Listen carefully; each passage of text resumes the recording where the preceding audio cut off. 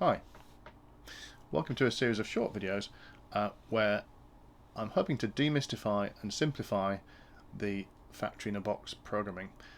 As we supply the factory-in-a-box, we have the board, we have the Pi, we have the simulated machines. Potentially you might have a node that you can then fasten onto your machines, essentially, and we show a dashboard. So right now I've got an inset video of the board, and behind we've got the editor. If we look at the dashboard, we'll see that we have two machines. Now there's no data coming through yet, it's all switched off, but that's all great and that all works. But you would like to get your own data on this very quickly, and one of the problems with the as supplied dashboard, with the as supplied flows, we use some function blocks and it's a little bit complicated. It's all great, but it might be a bit difficult to see how you can apply it to your machine. So what I'm going to do is I'm going to go back to basics. I'm going to get rid of all these flows. I'm going to use my development board, which is the one behind. And I'm going to remove the flows, and we're going to see how we would start from first principles, building up an MQTT message, publishing it, then subscribing to it, which incidentally you might think is a bit odd that we publish it and then subscribe to it, but the idea is you can then be able to see that we can break this down and move the publisher to one Raspberry Pi, for example, and have a second or another machine, not even a Pi, on the same network that can subscribe to that message. So without further ado, let's move to our FIAB dev LAN, and we're going to get rid of this flow. So let's just delete them. There's nothing much on there. We'll deploy that. So this is the typical blank sheet of paper. What I'm going to do here is I will minimize this window so it won't get in the way. I might end up having to move it around a little bit, but I want to try and maybe shift it so that we can see, oops, wrong one, we can see what's going on screen, and we can see what's going on the Pi board as well. So let's just make that a bit clearer. So as delivered, everything is configured to work together. So right now the Pi is on. That's why we're seeing node red here, and this is our now empty editor. So the first thing we'd like to do is get some data from the XBee that's on there. So let's scroll down on the nodes we have on our left. Now these are the XBees are on the IoT side. It's at the very bottom. If you want to use this thing to filter, we can just type XBee in there and we'll find that the ones with XBee or the ones with X have XBee. So we'll have an XBee node, as it says in the packet, intended to continuously receive data. So let's put that on the dashboard. What we'll do is we're going to introduce more and more nodes, but we'll keep it simple. Okay, well maybe let's just float over this and see what this one is. We're going to use a debug message. We're going to look at the message properties, and now it initially says that by default it looks at the message payload.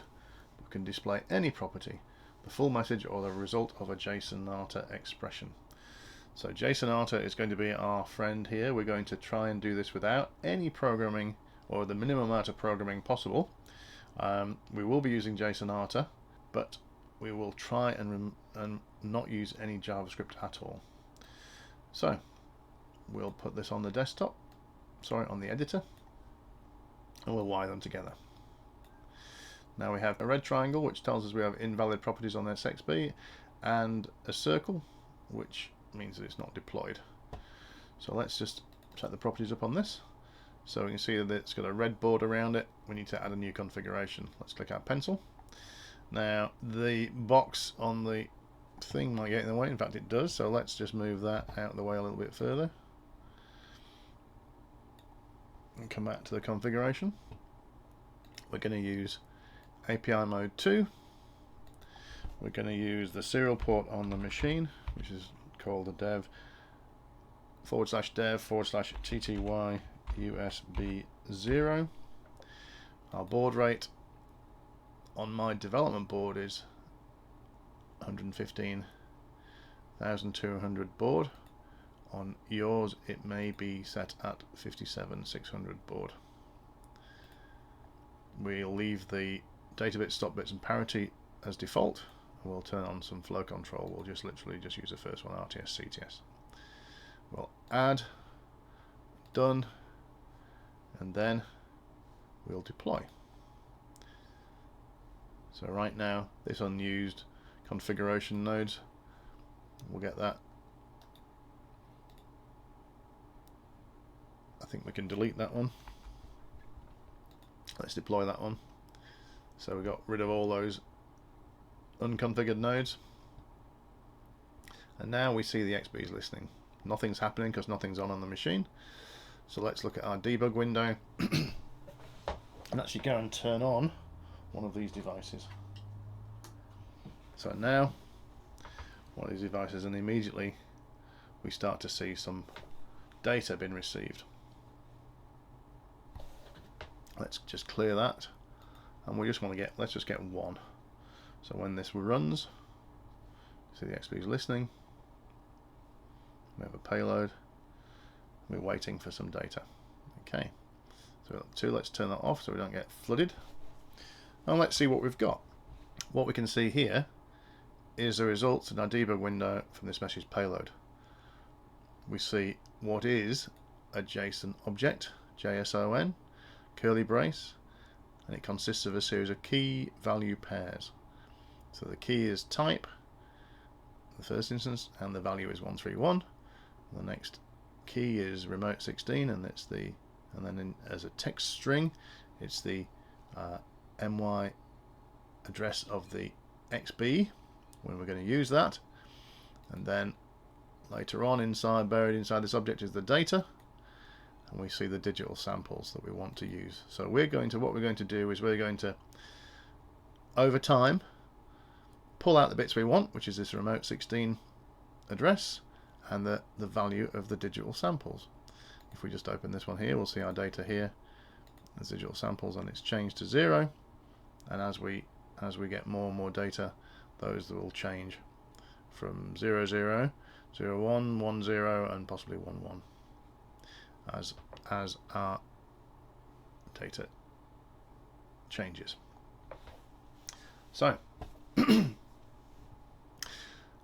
we'll see here, this is a type of data, this is an object type, this is the type of frame, and it happens to be the 16-bit IO frame, and it has this format. Now all of these messages from the XBee for these frame types are different, and so what we'd like to do potentially is to filter them by this type. So we can either use the decimal number 131 or the hexadecimal number of 83 or 83, and we're going to use, in order to filter out the ones we don't want, we're going to use a switch function which says routes the messages based on their property values or sequence or position. We'll just drop that in between here. There we are, it's dropped and it linked together. Now it's wired up. And what we're going to check is a property in the message payload, message.payload.type. We're going to find that type, and we're going to change it, if I can spell type. We're going to change it, oh sorry, we're going to filter it based on this. So we're going to say if it's equal to, and it's a number, so we'll say it's a number, and we can use the hexadecimal number here. We might as well copy and paste it. We could use a decimal representation as well. If it's that, we'll have that, and we're going to do it here. So we're going to, that's going to be one of our properties. Now we're going to add another property here that we're going to filter on, and now I'll just move again my, in fact I'll leave it over on this corner. I think that's going to be better placed for us, and we're going to add another switch, and we're going to just say, right now we're just going to say otherwise out to output 2. Now we can change the labels, so 1 and 2, and we could actually use the labels here, so the inputs And we can say from XBee, the output, so that's going to be type 131, and we'll go otherwise. And that's useful because we can show the labels, or we can hover over and we can see them. So we'll say done, and I think we might get that type 131. Otherwise, so now that's it. So that's the labels that we just applied, and let's deploy that.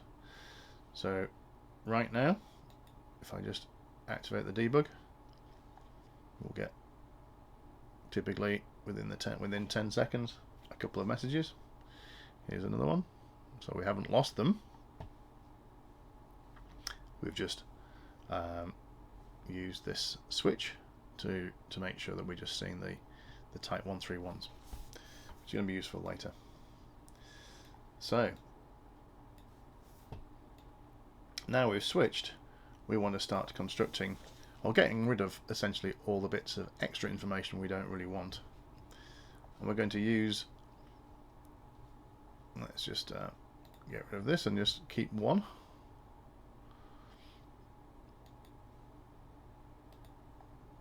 In which we get one message. There we go. And we're going to start to do some things with it. And this happens to be an object. Starts with a curly brace, as we can see.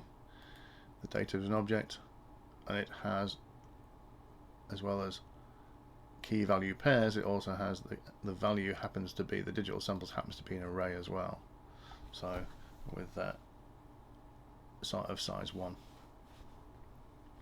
So what we're going to do here is we're going to modify our array, our object, ready for creating a very simple data structure that we're going to publish. And this data structure is going to be in the form of an array. It's going to start with the remote 16, then it's going to have the digital samples, and then it's going to have the time, or a timestamp. So in that case, we're going to use this change function. And that change function is going to set, change, delete, or move properties of a message, flow context or global context. So let's bring in the change function and put that into this chain that we have here. And by default it says set message payload up there. So it's going to, when we're going to do two things. We're going to create a topic, and the topic is going to be based around our machines. So it's going to make sense to us about our machines, and then we're going to use, in our topic heading, we're going to actually also include the remote 16, because that's going to identify where our machine is, and then we're going to also include that in the actual payload itself.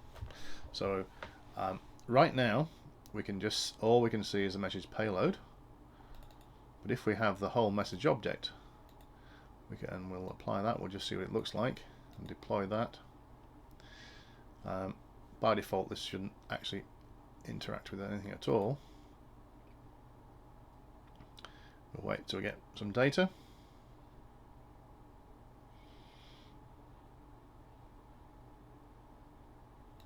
Okay, so we got one, and this one is an empty payload. So why was that? From a message ID. Well, that's why. It doesn't by default do nothing. It sets the message payload to an empty string, which is exactly what happened here. So look, why don't we just humor it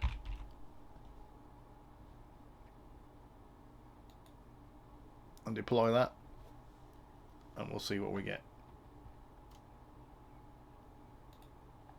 So let's wait. Here we have payload untouched. So the whole thing is an object which consists of the payload and a message ID.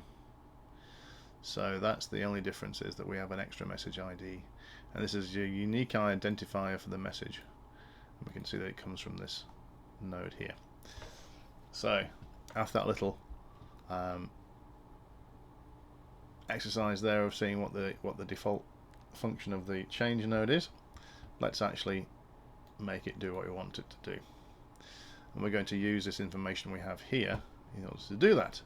So let's set the message payload to something useful.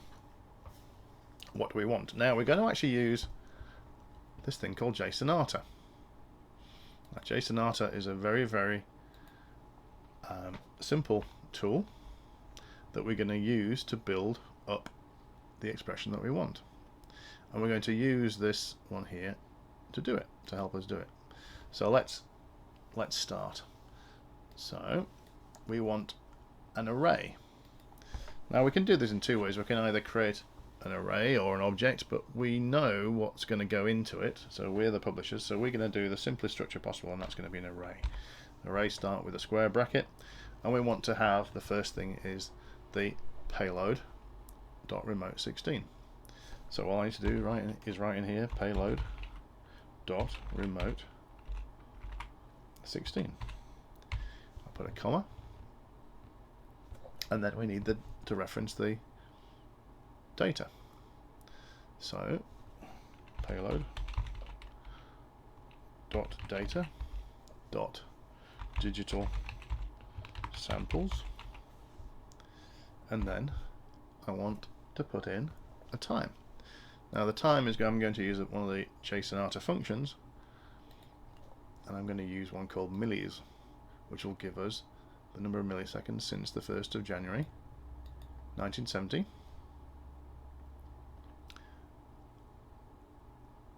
There we go. With this one I'm going to insert it right at the point of my where my cursor was. I'm going to close the bracket. Now it doesn't matter if it's spread over a number of lines, it doesn't care about the spaces. We can use that to format it. We'll just say done. So we're going to set the payload to this.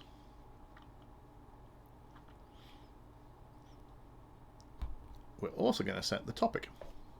So let's set the topic.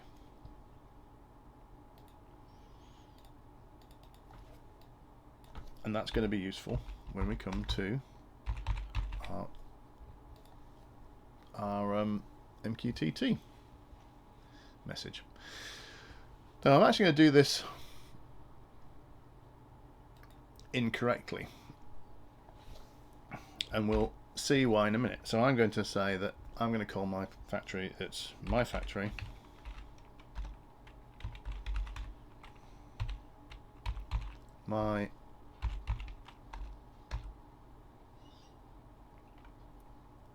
we'll call it cell, my factory. I'll keep going with that, my cell,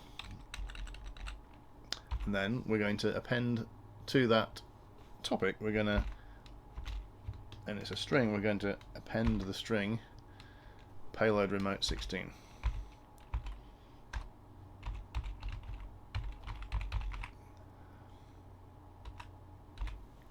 And that's it.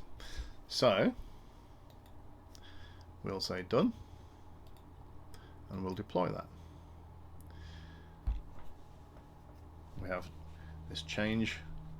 By default it said change. I've got two rules, so let's see what message we've got. We'll put those in the bin, and we'll just wait and see what message we get. Now we should have a topic, and that's great. So we have two. The only problem is that my factory, my cell topic hasn't got the ID of the XBee on it. But let's look at the payload, just make sure the payload is going to be correct. Well, the payload looks good. It's got the first member of the array is the remote 16 address, the data, and then a timestamp. Now this is a timestamp. If I click on it a couple of times, you can see that it is actually a real time and represented by different values. But the topic's wrong. What happened? Well, if you notice, the payload and topic is, the topic's sat down the bottom here.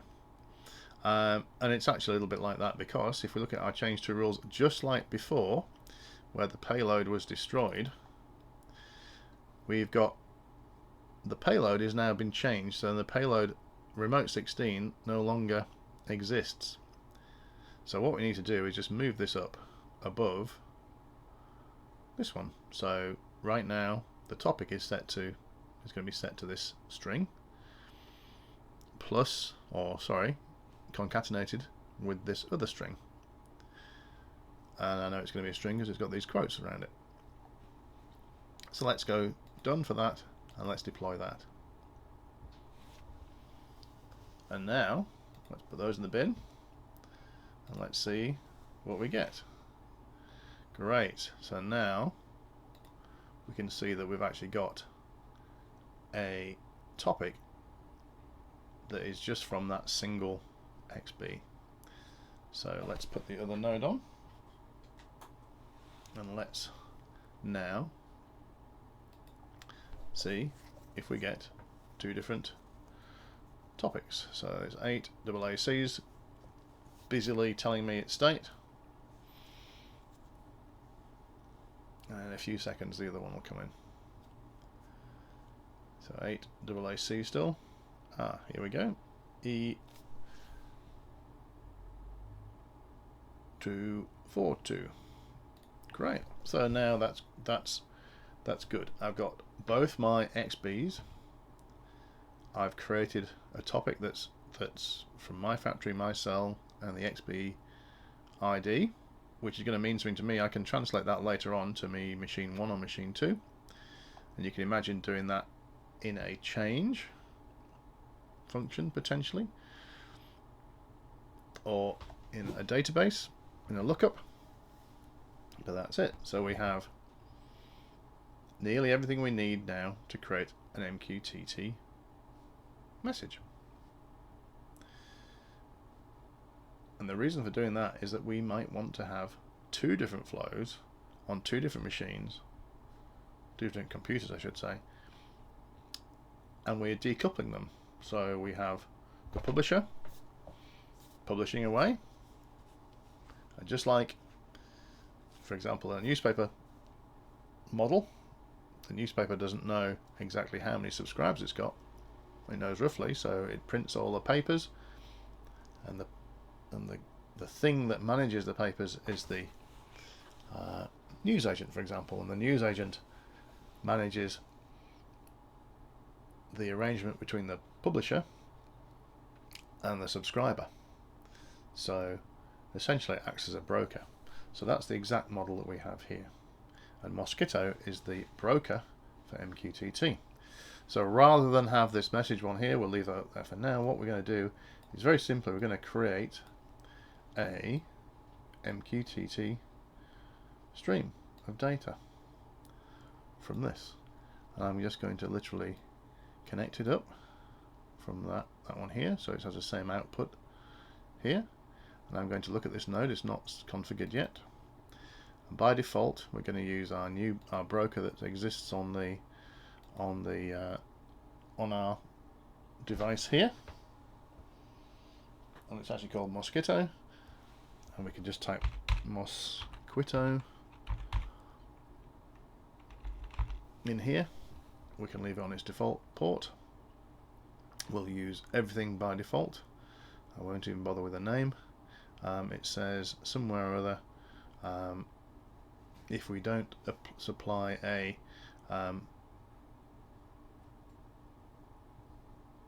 sorry, this is in the proprietary. This is the properties of the broker. So we'll just add that first of all, and then we'll hear that we've got the server set up. So if we leave the topic blank, it will end up being set by the message properties. And you can see that here. It says tip, leave topic QS or retain blank if you want to set them via message properties. So I'm not sure if we can do the default. Quality of service essentially is how hard it tries to deliver the messages. We'll just leave it at 0 for now, and we'll just deploy that. So that's great. We now have our XBee listening and receiving data. It's configured through here. we have a switch which filters out by frame type or message type from the XBee, because as we change the frame type, we might have to have different rules if we want how we want to handle them and then publish them. We have our rules that we do for the change. We create a topic which is based called on the name of my plant. It's a readable name, my factory, my cell, and then the XBee ID, which we're going to use to identify the machines. And then we set the payload up accordingly. And then we publish it. And that's it. We publish it using this particular broker, which we configured here. We can set up security, we can set up messages, birth and death messages, which are useful actually. So messages sent before disconnecting, messages sent on an unexpected disconnection. It's less relevant here because the whole machine is the publisher and the broker and the subscriber.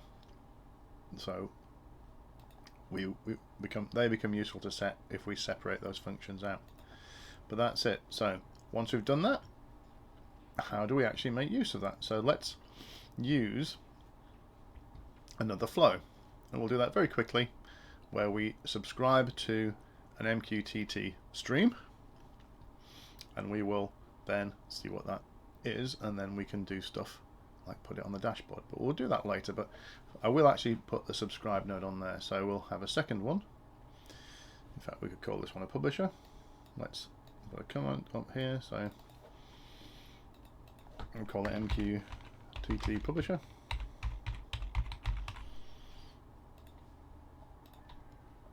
And we can even neaten all this lot up. We can wrap it around.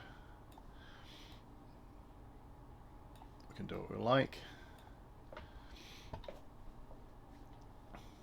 And then we'll add another flow.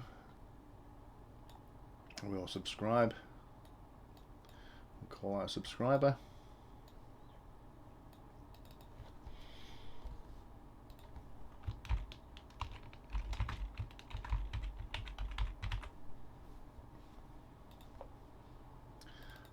Then we'll say what topic we want to subscribe to. So we have my factory,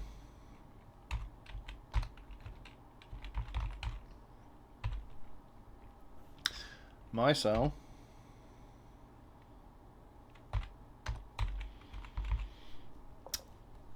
but we want everything from that, so we can use what's called a wildcard. We'll just use the plus wildcard for now. We need to identify which server we want to connect to, but that's it, and we'll let that output be auto detected. Now it's interesting, a parsed JSON object.